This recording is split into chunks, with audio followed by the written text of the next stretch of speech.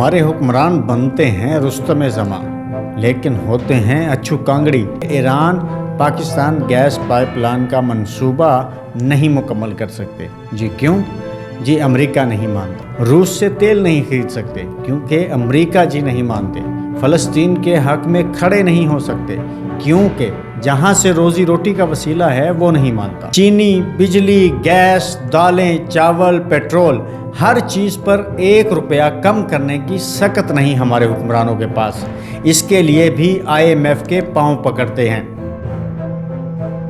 السلام علیکم جی، میں ہوں شہزاد چودھری اور آپ دیکھ رہے ہیں پاکستان نیشن ٹائمز۔ پاکستان کا پورا نظام سیاست مضبوط شکنجوں میں پوری طرح جکڑا ہوا ہے، جو کہ اندرونی بھی ہیں اور بیرونی بھی۔ نظام معیشت میں اپنا حصہ بالکل صفر ہے۔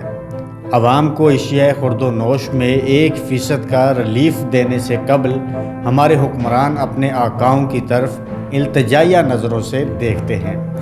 ابھی حالیہ الیکشن میں نعرے ببانگ دوہل وعدے وعید جاری تھے عوام کو لبھانے کے لیے۔ ایک پارٹی نے کہا 200 یونٹ بجلی مفت کر دیں گے، دوسری پارٹی نے فرمایا ہم پیچھے کیوں رہیں، زبان ہی ہلانی ہے، جانا کیا ہے، یعنی کہ وہ وعدہ ہی کیا جو وفا ہو جائے۔ تو انہوں نے بھی 300 یونٹ بجلی فری کرنے کا اعلان کر دیا۔ خیر سے ابھی وہ دونوں پارٹیاں ایک دوسرے کے ہاتھوں میں ہاتھ دیے حکمرانی کے مزے لے رہی ہیں۔ حکمرانوں کی مہربانی سے اب پنجاب میں حکمران پارٹی جو ہے وہ مسلم لیگ نون ہے، جنہوں نے 200 یونٹ مفت عوام کو دینے کا نعرہ لگایا تھا۔ اب ان کی ایک ترجمان عظمیٰ بخاری صاحبہ نے فرمایا ہے کہ IMF کی طرف دیکھ رہے ہیں، پھر دیکھتے ہیں کہ عوام اس لائق ہے بھی یا نہیں۔ محترمہ اور ان کی پارٹی سے پوچھنا چاہیے کہ جب بازو بلند کر کے کہہ رہے تھے اس وقت IMF جیسے آقاؤں کو کیوں بھول گئے تھے؟ اس وقت ہمارے تمام سیاسی فیصلے، امور خارجہ، امور داخلہ، حق حکمرانی، تمام کے تمام معاشی امور سے جڑے ہوئے ہیں۔ ہمارے ہر آنے والے حکمران آتے ہی کشکول کو پالش کرتے ہیں۔ سب سے ماہر ترین شخص، قابل ترین شخص وہ تصور ہوتا ہے جو آقاؤں سے بھیک کے حصول میں کامیاب ہو جائے۔ ہمارے قلم فروش ہمارے اقتدار کی راہداریوں کی خوشبوؤں سے مانوس ان کے پیچھے بھاگنے والے تمام ان کی تعریفوں کے پل باندھ رہے ہوتے ہیں، فاتح اغیار قرار دیتے ہیں، تمام اعزازات و القابات سے نوازا جاتا ہے۔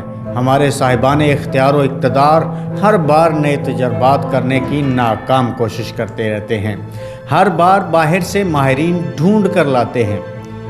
وہ یہ یقین رکھتے ہیں کہ جنہیں وہ لا کر ذمہ داری دیتے ہیں وہی قابل ہو سکتا ہے، اور یہ پاکستان کی تاریخ میں بہت پرانا چل رہا ہے۔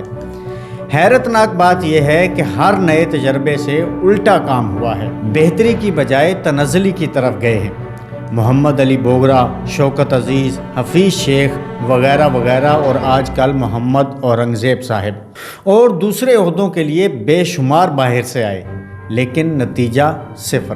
ان تمام تجربات کی بدولت آج پاکستان اس نہج پر پہنچ چکا ہے کہ ہم اپنے لیے اپنا کوئی فیصلہ خود کرنے کے اختیار نہیں رکھتے۔ چینی، بجلی، گیس، دالیں، چاول، پیٹرول، ہر چیز پر 1 روپیہ کم کرنے کی سکت نہیں ہمارے حکمرانوں کے پاس۔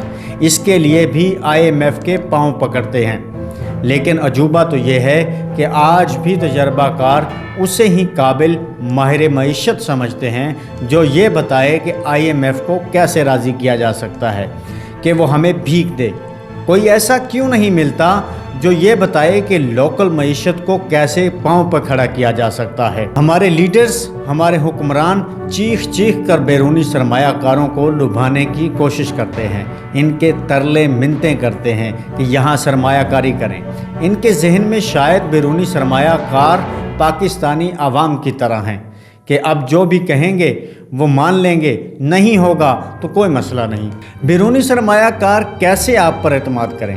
آپ کے ماحول پر، سیاسی عدم استحکام پر، آپ کے عدالتی نظام پر اور آپ کی بیوروکریسی پر، جہاں جب چاہے کسی کو پریس کانفرنس کرنے پر مجبور کر دے۔ ہمارے حکمران بنتے ہیں رستم زماں لیکن ہوتے ہیں اچھو کانگڑی۔ ہم سرمایہ دار کو تحفظ دیں گے۔ اصلیت تو یہ ہے کہ ایران पाकिस्तान गैस पाइपलाइन का मंसूबा नहीं मुकम्मल कर सकते। जी क्यों? जी अमेरिका नहीं मानता। अमेरिका बहादुर नाराज़ हो जाएंगे, जिन्हें हमारा साबका और मौजूदा वज़ीर दिफा ख्वाजा आसिफ साहब मुल्क का वेंटिलेटर करार देते हैं। रूस से तेल नहीं खरीद सकते क्योंकि अमेरिका जी नहीं मानते। फ़लस्तीन के हक़ में खड़े नहीं हो सकते क्योंकि जहाँ से रोज़ी रोटी का वसीला है वो नहीं मानता। फिर आवाम के साथ धोखा दगाबाजी क्यों? झूठे वादे वईद क्यों? तुम्हारा अपना स्टेटस सिर्फ साइन करने वाले रिपोर्ट से ज़्यादा नहीं है। अंदरूनी तौर पर आप अपनी मर्ज़ी से कुछ फ़ैसला नहीं ले सकते। एक वज़ीर दाखिला साहब जो अभी आए हैं, नून लीग कहती है हम इस पर राज़ी नहीं हैं, पीपल्स पार्टी कहती है हमारा आदमी नहीं है, जबकि हाल ये है कि आइंदा सेनेट के इलेक्शन में उसे दोनों पार्टियां भारी अक्सरियत से सेनेटर मंतखब करवा लेंगी। इतने इख्तियारात के मालिक हैं, सिर्फ एक चीज़ की इजाज़त और इख्तियार है कि अपना पेट भरो, खाओ, जो पसंद आए, आम खाओ, गुठलियाँ मत गिनो। अमूर ख़ारजा के फ़ैसले हमारे हाथ में नहीं, दाखिली अमूर आपके हाथ में नहीं, वादे जमहूरियत और हक़ हुक्मरानी के। इस लेवल तक हम ऐसे नहीं पहुंच गए। बड़ी जांफशानी से, मेहनत से मुल्क का वक़ार और इज़्ज़त सब कुछ दांव पर लगाया है। इस वक्त मुल्क का पूरा इंतज़ामी, सियासी, मुआशी स्ट्रक्चर इस्तिहसाली क़ुव्वतों के मजबूत तरीन आहनी, अंदरूनी और बैरूनी शिकंजों में है।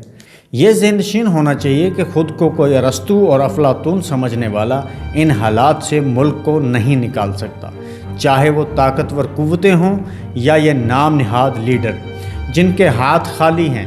कोई नहीं बचा सकेगा। बड़े घर वाले डायरेक्ट और इनडायरेक्ट हर तरह से इक़्तिदार में आकर तजर्बा कर चुके हैं। गुत्थियाँ सुलझने के बजाय मज़ीद उलझती जा रही हैं। कोई सिरा हाथ नहीं आया, लेकिन अभी मन नहीं भरा। फिर से खुद सब हाथ में लेकर आजमाया जा रहा है। नतीजा वही होगा जो पिछले 77 सालों में आया है।